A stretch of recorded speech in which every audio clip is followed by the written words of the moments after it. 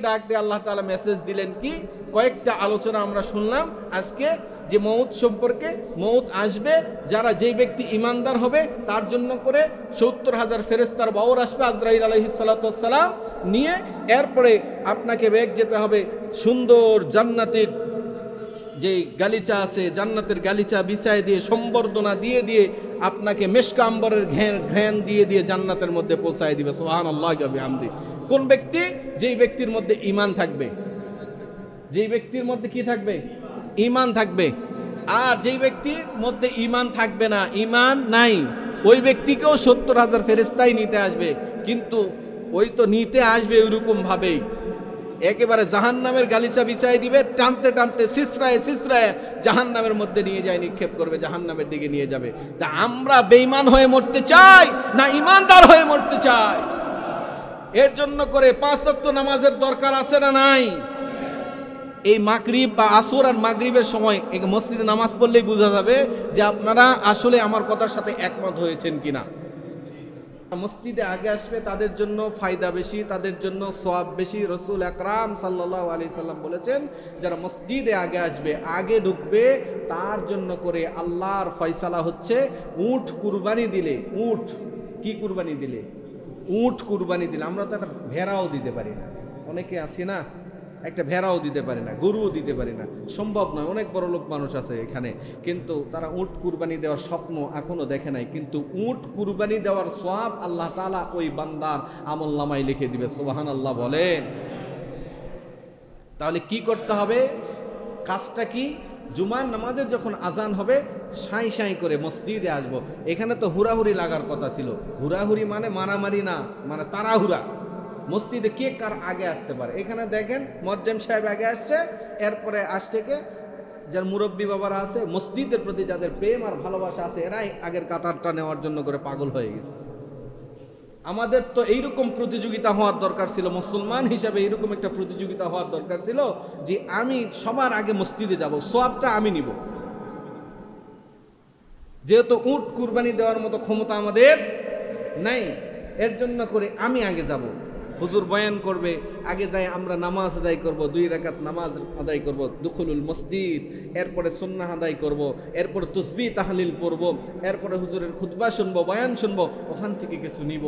এই যে এই উদ্দেশ্য করে যখনই আসবেন, প্রত্যেকটা কদমে কদমে, প্রত্যেকটা ধাপে ধাপে, প্রত্যেকটা নিঃশ্বাসে নিঃশ্বাসে আল্লাহ তাআলা আপনার আমলনামায় সওয়াব দান করবেন। সুবহানাল্লাহি ওয়া বিহামদিহি।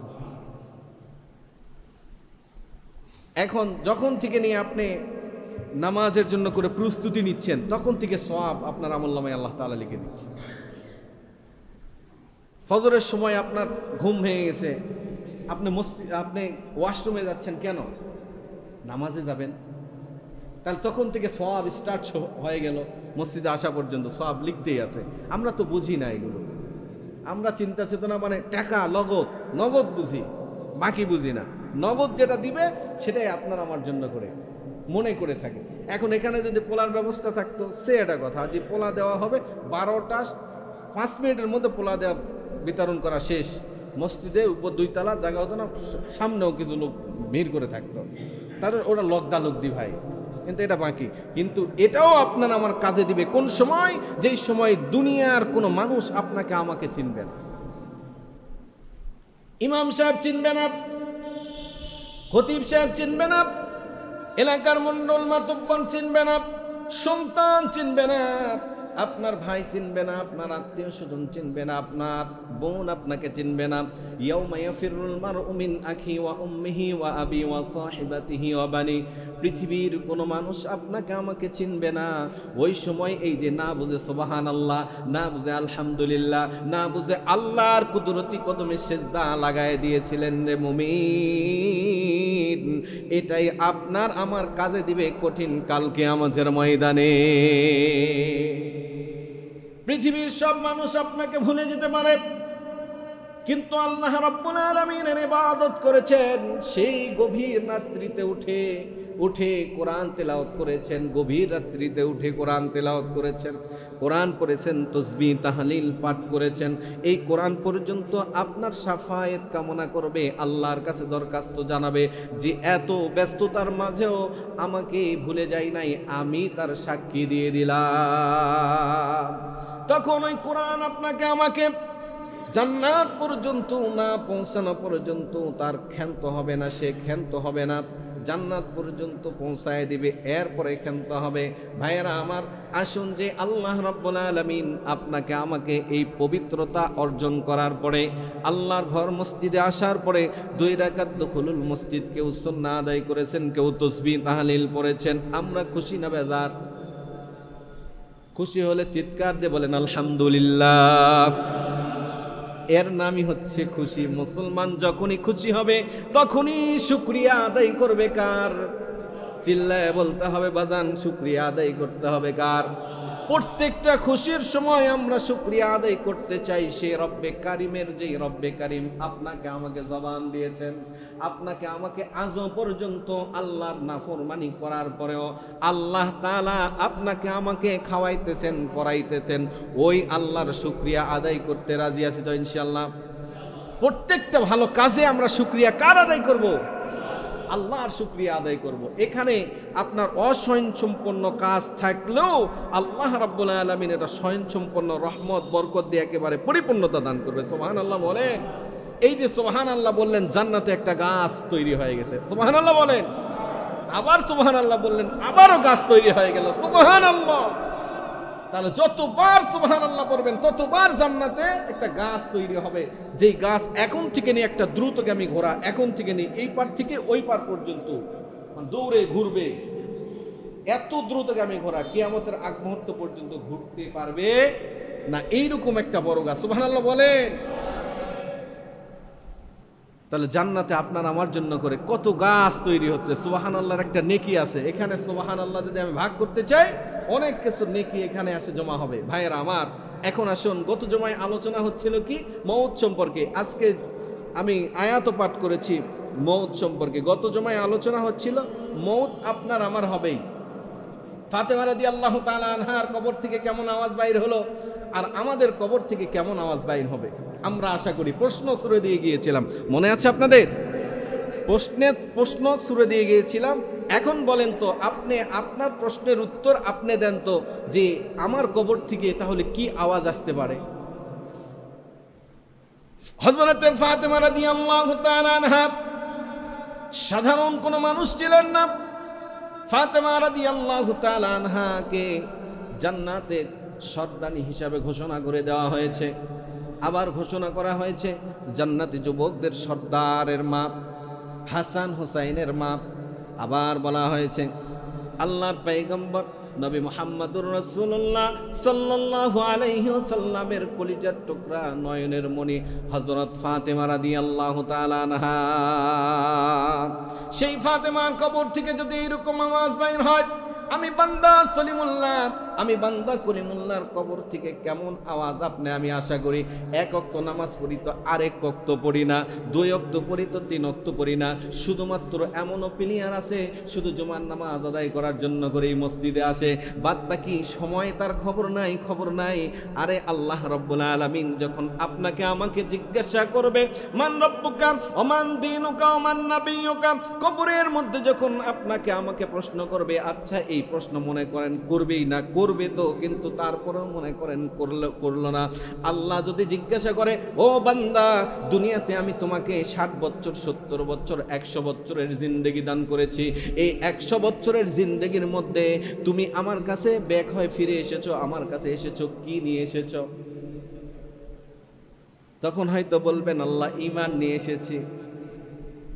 হযরতে বাইজিদ বুস্তামি রহমতুল্লাহি আলাইহি, বাইজিদ বুস্তামি যখন আল্লাহকে যখন আল্লাহ তাকে জিজ্ঞাসা করেছিল, বাইজিদ বুস্তামির নাম শুনেছেন আপনারা?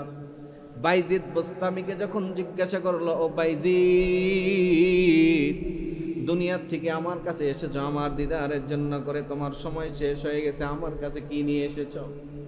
বাইজিদ তখন আল্লাহকে ডাকতে বলবে, আল্লাহ আপনার কাছে এসেছি, ঈমান নিয়ে এসেছি, আল্লাহ পরবর্তীতেই তাকে জিজ্ঞাসা করবে, ও বাইজিদ, ওই দিন তোমার ঈমান কই গিয়েছিল? যেই দিন তুমি ঠান্ডা এক গিলাস দুধ খেয়েছিলা, দুধ খাওয়ার পরে আপনি বলছিলেন, অর্থাৎ তুমি বলছিলা যে আমার দুধ খাওয়ার কারণে করে সর্দি লেগে গিয়েছে। আচ্ছা বলেন তো, ঠান্ডা কি আপনাকে সর্দি লাগাইতে পারবে? যদি আল্লাহ না লাগায়, আল্লাহ রাব্বুল আলামিন যদি সর্দি না লাগায় দেয়, তাহলে ঠান্ডার কি ক্ষমতা আছে, ওই পাওয়ার আছে যে আপনাকে সর্দি লাগায় দিবে? বাইজিদ তখন মাথা নিচু করে আছে। বাইজিদ বোস্তামি রহমতুল্লাহি আলাই মাথাটা নিচু করে দিয়েছেন।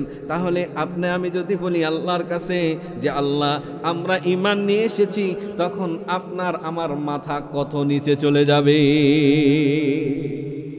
এই জন্য করে যখন আমরা ইবাদত করার জন্য করে 5 ওয়াক্ত নামাজে যখন আসব, দুনিয়ার সব কাজকে ভুলে যাব, একমাত্র আল্লাহর গোলামি করার জন্য করে আপনি আমি মসজিদে আসব এবং আল্লাহর কুদরতি কদমে সেজদা লাগাই দিব। জানি না রে মুমিন, কোন দিন মালাকুল মউত আজরাইল আপনার আমার কাছে চলে আসবে, কোন দিন যে আপনার আমার জান পাখিটা নিয়ে উড়াল দিয়ে আল্লাহর দরবারে বলে দিবে, কোন দিন যে সেই আজরাইল আলাইহিস সালাতু ওয়াস সালাম যে শাজরাতুল ইয়াকিন গাছের নিচে বসে আছে, সমস্ত মানুষের নাম ঠিকানা ওই গাছের পাতায় পাতায় লিখে দেওয়া আছে। আজরাইল আলাইহিস সালাতু ওয়াস সালাম বড় একটা টেবিল নিয়ে বসে আছে। কখন আপনার নাম টুক করে তার থালার মধ্যে পড়ে যায়, কখন আপনাকে আমাকে নেওয়ার জন্য করে চলে আসবে। পড়ার পরেও 40 দিন পর্যন্ত আপনার আমার সময় থাকে। 40 দিন পর্যন্ত সময় থাকবে, 40 দিন পর্যন্ত আপনাকে আমাকে হুঁশিয়ারি করবে, 40 দিন পর্যন্ত আপনাকে আমাকে সতর্কতা বার্তা পাঠাবে। একদিন যাবে বলবে তোমার কিন্তু 40 দিনের মধ্যে একদিন চলে গেল। এইরকম করতে করতে করতে করতে বার্তা দিতে দিতে দিতে দিতে 10 দিন যখন থাকবে, তারপরও আরো সতর্কতা দিবে, আর মাত্র কিন্তু 10 দিন আছে, আর মাত্র কিন্তু 5 দিন আছে, আর মাত্র 1 দিন আছে। কিন্তু বান্দা তো বুঝতে পারে না, ওই পরিমাণের ঈমান ভিতরে নাই, ওই পরিমাণের আল্লাহর ভয় তার অন্তরের মধ্যে নাই।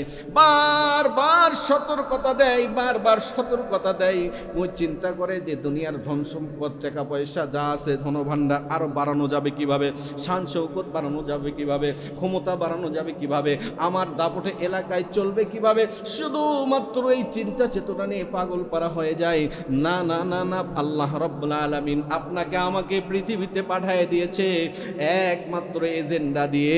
সেই এজেন্ডা ওয়ামা খালাকতুল জিন্না ওয়াল ইনসা ইল্লা লিয়াবুদুন। আল্লাহ রাব্বুল আলামিন আপনাকে আমাকে পাঠায় দিয়েছে মানুষ এবং জিন জাতিকে আল্লাহর গোলামি করার জন্য করে পাঠায় দিয়েছে। দুনিয়াতে চলতে হবে, খেতে হবে, উঠতে হবে, বসতে হবে, ফিরতে হবে, সব কিছু করতে হবে, কিন্তু তারপরও আল্লাহকে ভুলে গিয়ে নয়, আল্লাহকে মনে রেখে এই কাজগুলো করার দরকার আছে না না? কিন্তু আপনি আমি কি করি? আল্লাহকে তো একেবারেই মাইনাস করে নেই। আরে যখন বয়স বেশি হবে, মুরব্বী বাবারা যারা আছেন মন খারাপ করেন না, বয়স যখন বেশি হবে তখন গিয়ে আল্লাহর ইবাদত করব। যুবক বয়সে দাড়ি চুল যখন কাঁচা আছে, তাগড়া যখন যুবক, তখন চিন্তা করতেছি না এখন দরকার নাই। পরে যখন বৃদ্ধ বয়স হয়ে যাবে তখন মসজিদের দিকে ঝুঁকে যাব। না না না না, এই চিন্তা চেতনা নয়। যা করবেন করেন, আপনার 5 ওয়াক্ত নামাজ আপনি আদায় করবেন, সব সময় চিন্তা চেতনা ভিতরে এটা নিয়ে থাকবেন। কেন? আল্লাহ তাআলা আপনাকে আমাকে পৃথিবীতে পাঠিয়ে দিয়েছে আল্লাহর গোলামি করার জন্য করে, আল্লাহর গোলামি করার জন্য করেই পৃথিবীতে পাঠিয়ে দিয়েছে। কিন্তু আপনি আমি তো আল্লাহর গোলামি করছি না। এরপরে আপনার আমার আজরাইল আলাইহিস সালাতু ওয়াস সালাম যখন 40 দিন পূর্ণ হয়ে যাবে, 40 দিন পূর্ণ হয়ে যাওয়ার পরে আজরাইল আলাইহিস সালাতু ওয়াস সালাম যখন টুক করে আপনার আমার জান নেওয়ার জন্য করে চলে আসবে, এদিক ওদিক নজর নাই, একেবারে ডাইরেক্ট আমার দিকে তাকায় থাকেন বাবা, না হলে কথা বুঝবেন না। যখন 40 দিন পূর্ণ হয়ে যাবে, আজরাইল আলাইহিস সালাতু ওয়াস সালাম যখন জানটা নেওয়ার জন্য করে চলে আসবেন, যদি ইমানদার হয় যদি ইমানদার হয় তার জন্যই তো সুসংবাদ, আর যদি বেঈমান হয় তার জন্য দুঃসংবাদ হবে। যদি ইমানদার হয় তার জন্য করে আল্লাহ রাব্বুল আলামিন ৭০,০০০ ফেরেশতা দিয়ে পাঠাবে, ৭০,০০০ ফেরেশতার বহর দিয়ে পাঠিয়ে দিবে, তাকে আহলান সাহালান মারহাবান বলে বলে নিয়ে চলে যাবে। জানটা যখন নিবে সে ইমানদার কিন্তু বুঝতেই পারবে না, জান নিবে বুঝতে পারবে না। কিন্তু বেঈমান যারা হবে ঈমান থাকবে না, এক ওয়াক্ত নামাজ পড়েছে, ১০০টা মিথ্যা কথা বলেছে, নামাজ কবুল হয় নাই, রোজা কবুল হয় নাই, দান কবুল হয় নাই, সাদাকা কবুল হয় নাই, দান করেছে মানুষকে দেখানোর জন্য করে। ওই বান্দার যখন মৃত্যুবরণ করবে, ওই বেঈমান যখন মৃত্যুবরণ করবে, ৭০,০০০ ফেরেশতা ঠিকই আসবে, জাহান্নামের গালিচা বিছায় দিবে, জাহান্নামের গালিচা বিছায় দিবে। আজরাইল আলাইহিস সালাতু ওয়াস সালাম তার জানটা নেওয়ার জন্য করে চলে আসবে। বাজান তার জানটা যখন নিবে, জান নেওয়ার সময় জানটা যখন চাইবে, বারবার আজরাইল আলাইহিস সালাতু ওয়াস সালাম জানটা যখন নেওয়ার জন্য করে ধরার জন্য করে চিন্তা চেতনা করে ধরবে, তখন এই জানটা খালি এদিক ওদিক দৌড়াদৌড়ি করবে, এদিক ওদিক দৌড়াদৌড়ি করবে। কখনো মাথার দিকে দৌড়াবে, কখনো পায়ের দিকে দৌড়াবে, কখনো হাতের দিকে দৌড়াবে, কখনো সাইডে দৌড়াবে, কখনো এই সাইডে দৌড়াবে, শুধু দৌড়াদৌড়ি করবে। জানটা ধরা দিবে না, জানটা ধরা দিবে না, জানটা ধরা দিবে না, জানটা ধরা দিবে না। এখন এইরকম করতে করতে করতে করতে করতে করতে মুফাসসিরিনে কেরামগণেরা বলেন, মুহাদ্দিসিনে কেরামগণেরা বলেন, যখন জানটা নেওয়ার জন্য করে চেষ্টা করবে, বারবার চেষ্টা করবে, যখন হবে না, ভাইয়েরা আমার, এক পর্যায়ে এই যে পায়ের বৃদ্ধ আঙ্গুলি ভেদ করে জানটা বাহির করে নিয়ে আজরাইল আলাইহিস সালাতু ওয়াস সালাম টানতে টানতে জাহান্নামের শিকল লাগায় দিয়ে টানতে টানতে টানতে টানতে জাহান্নামের দিকে নিয়ে যাবে। তাহলে জান কবজ করার সময় আপনার আমার এই অবস্থা হবে।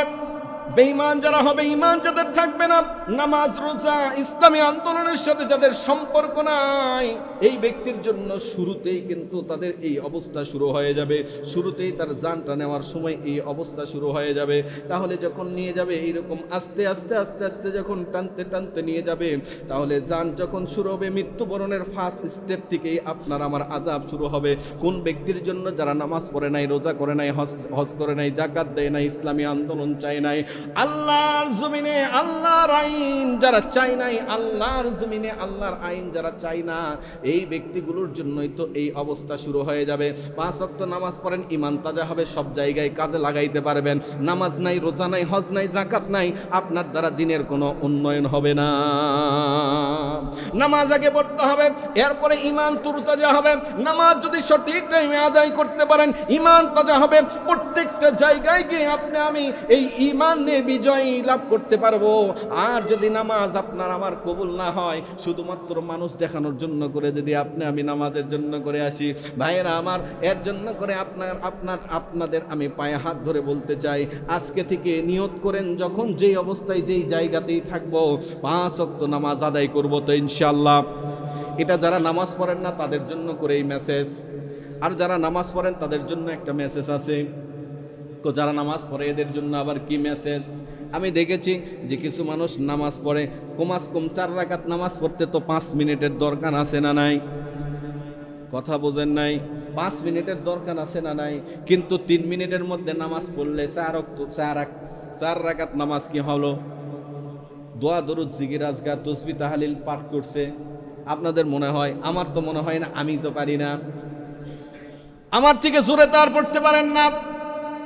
একজন ব্যক্তি নামাজের মধ্যে দাঁড়ায় গেছে, নামাজ পড়তেছে, আল্লাহু আকবার বলেছে, ঠিক আছে, এখন সানা পড়লো কখন সূরা ফাতিহা পড়লো, আর একটা সূরা কখন মিলালো, আবার যখন রুকুতে গেল কখন সুবহান রাব্বিয়াল আযীম, সুবহান রাব্বিয়াল আযীম 3 বার পড়তে হবে, কমপক্ষে 3 বার পড়তে হবে।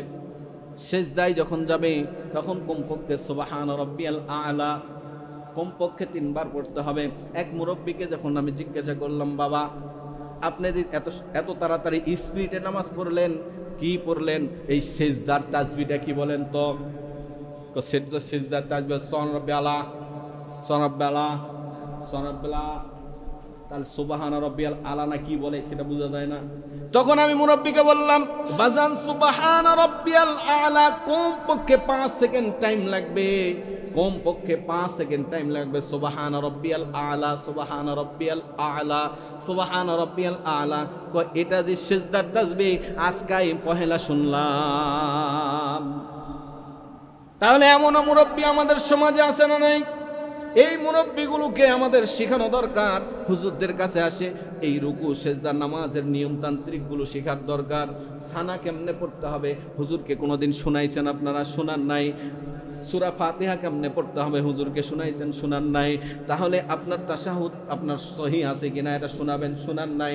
আপনার দোয়ায় দরুদ শরীফ শোনাছেন? শোনান নাই। দোয়ায়ে মাসুরা শোনাইছেন? শোনান নাই।